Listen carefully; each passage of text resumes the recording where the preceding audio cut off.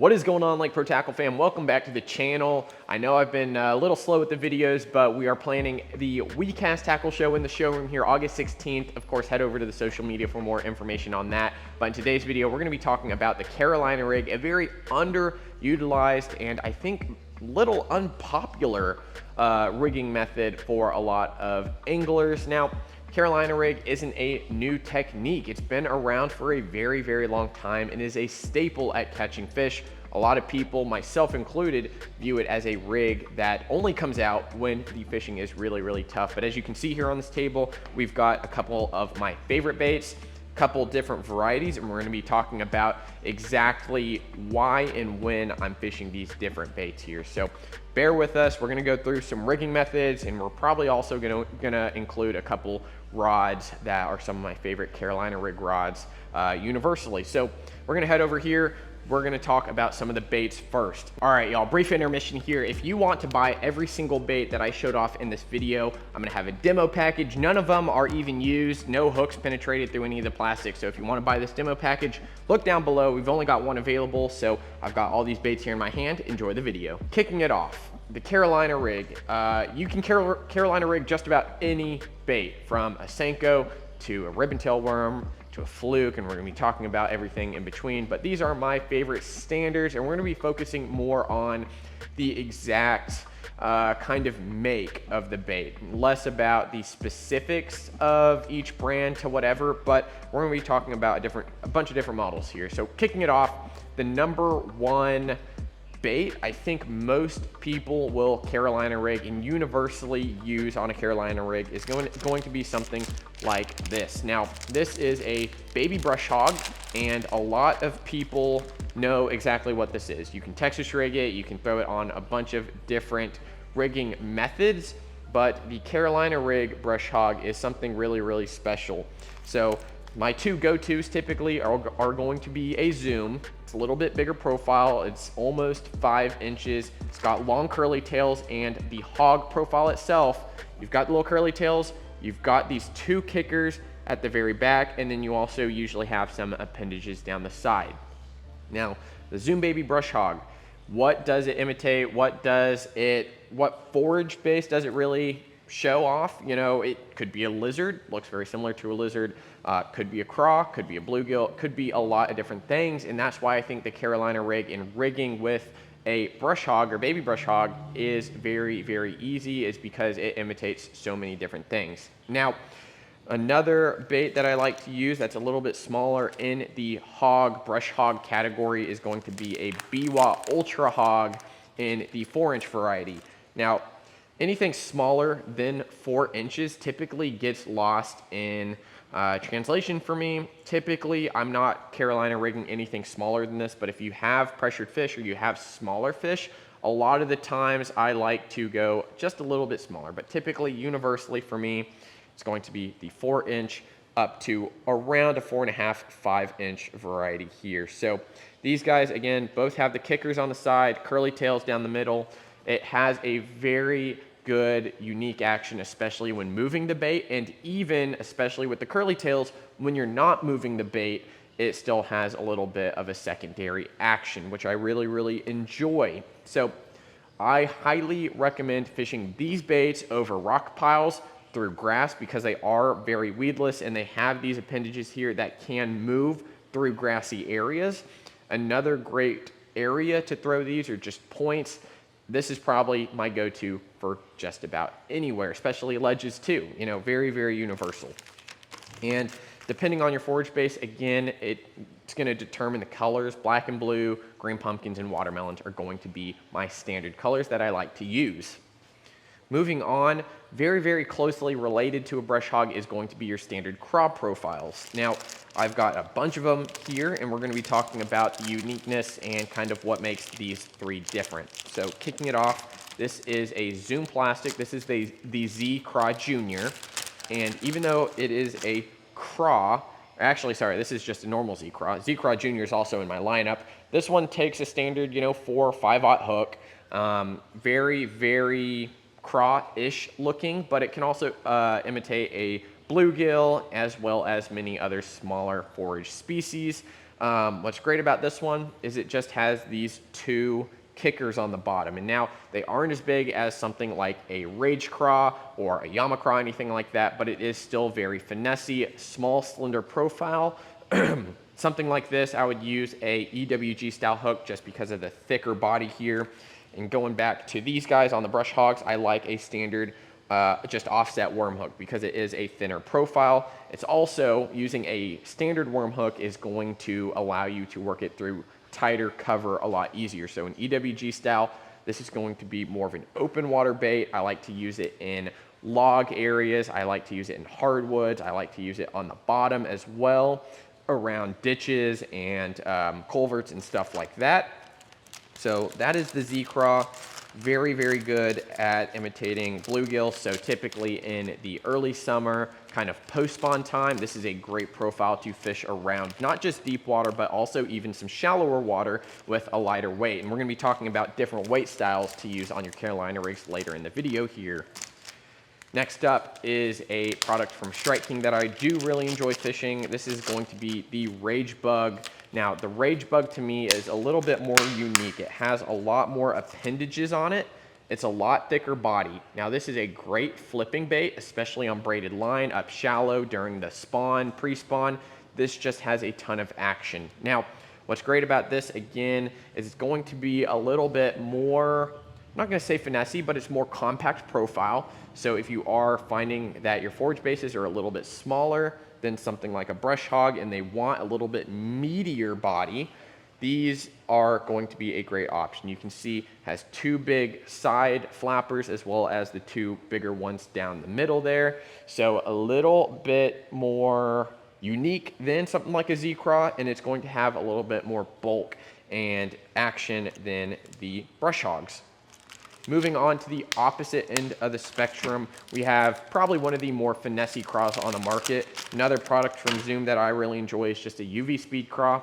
Great as a trailer on a finesse jig, great on just a flipping rig.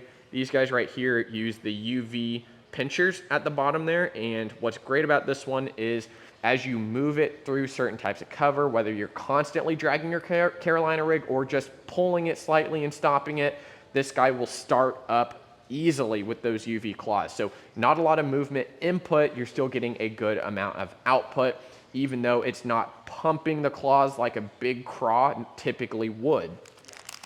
Color, it's all subjective to your water. You know, you can throw watermelon in clear water. California 420 is one of my favorites, kind of like this guy here, and just overall any type of water. Just throw them on the floor, why don't I? But those craws, again, fish them just about any water. Typically, if I'm throwing a craw like that, it's going to be anywhere from 6 foot deeper. The brush hogs, I will fish just a little bit shallower, but when it comes to these guys right here, and these are going to be your shad imitators, I will fish these in literally 0 foot of water, especially post-spawn when the shad spawn's going on, as well as the fall time. And when it comes to hot summertime like it is now, when those big gizzard shads start moving out deeper towards the creek channels, ledges, points and stuff like that, a Magnum Super Fluke, especially the ones, and more specifically the ones that are straight like this out of the package. I'm sure there's a lot of other companies out there that make a Magnum style fluke like this. That is a great bait fish imitator. With these guys right here, I actually like to choose the EWG over an offset worm. And the reason I like the EWG is it helps keel the bait to where it is naturally sitting like this most of the time, and it's able to dart left and right throughout the water. I like to use these baits here with a little bit more of a pull stop retrieve, where it's working it kind of like you would normally a soft jerk bait. And that's still what I like to do with these Magnum Flukes here. So you can still drag them on the bottom. It's not really gonna do much. It's just gonna wobble down there. The tail might have a little bit of movement, but the areas that I focus with these guys are going to be your deeper ledges, your deeper points, and if you see fish busting up shad up shallow, definitely give it a try. Of course, weight is all subjective depending on how much wind you have, depending on how much current you have, so make sure to take that into consideration. Most of the time, fishing these in open water / rocky areas instead of your vegetation. Now, when it comes to deeper water, as well as water that I really like to fish here in Texas, the Yamamoto D shads are going to be one of my favorite just shad profiles that out of the package are really, really great. This bulbous tail here really keels the bait, and I do like to use this one with an EWG style as well. Sometimes I will use an offset worm hook just to keep everything nice and slender, especially if I have really, really snaggy rock, if I'm fishing like a dam or a bridge or anything like that. Color, typically keep it within your greens to shad colors with white, but these are really, really amazing, especially on your Carolina rigs. Now, the last category of baits that I will talk about here is going to be the TPE style baits, and everyone says that if you use monofilament, your bait's gonna float up. Let me tell you what, that is not the case unless you get a true, I guess, negative or buoyant line. When it comes to TPE style baits, your baits are actually floating up off the bottom and creating a suspended approach slash profile to your baits. Very similar to something like a drop shot where your bait's suspended up and not moving. This is going to be very, very similar to that. Something like this guy right here. This is the BWA curly tail gunner. This guy right here is very, very unique. Not really seen in a lot of the US markets. They use, it's called a B2A scent. It's very squiddy, or not squiddy, very shrimpy, and it has a very, very cool scent behind it. Now, these are TPE material, and what's cool about these curly tails here is that as you pull your bait, that tail is kind of just barely moving. It can really imitate a shad kind of just sitting there like it's wounded, like it's about to die. Especially, you know, depending on your leader length, you can hover it above cover, you can hover it as you slowly drag down a ledge. You can kind of hold it in that strike zone a lot longer at the top of that. If you're fishing around snaggy stuff like brush piles or trees, dense cover, this is going to sit above a lot of that. And I was talking to Oliver Nye the other night, and he was telling me that these are also great on just a standard ball head as a substitute for a lot of swim baits, because that bait and this bait here actually is keeled to where it swims straight, and that tail kind of just sits behind it. Now, other TPE style baits, Elastec style baits, the Z-Man TRDs are a great option, as well as the wider range of the TPE lineup from Z-Man. My only concern with a lot of the TPE baits is that you have to have a hook that is made for that. I'm talking about your haymakers, your Pro X's, anything that has that hook point pointed up slightly to penetrate through that Elastec is going to be what you're needing. Now, I'm sure a lot of you have noticed throughout the years that Elastec is a lot harder to get into the fish's mouth. More often than not, you might have a really strong hook set, but that Elastec becomes a weed guard on itself as it folds up over the hook. So make sure you're using the right hook for the job, especially when using Elastec TPE plastics. The tail gunner here is a 3.5 inch. Definitely use a 1 to 2/0 hook. That's going to be my recommendation. The Pro X 1/0 is super, super amazing. You can work it through super, super dense cover as well, and it actually floats up off the bottom.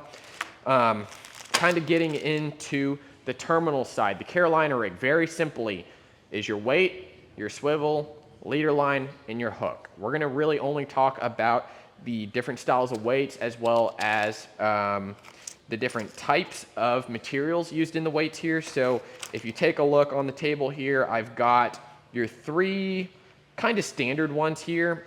You've got your standard tungsten. This is a flipping weight I like to use. It's a little bit rounder, great for using on rocky bottom, especially flat bottom like sandbars or any hard bottom areas, especially if you're fishing in Florida, or if you have like shell beds. This is going to be a great option. Although generally more expensive, or a lot more expensive than lead, this will give you a little bit better return in your rod feeling.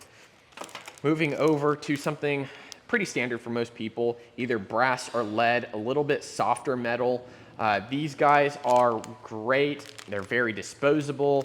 What I really like about the lead sinker that you don't really get out of the tungsten is that since the lead is kind of malleable, if you do have lighter rock let's say your standard, I don't know, like not big chunky rock, but kind of that like volleyball sized rock, this lead will actually move out of the way. If you pull it, you get snagged a little bit, kind of give it a quick snap, and a lot of the times the lead will actually kind of move out of the way and break free for you.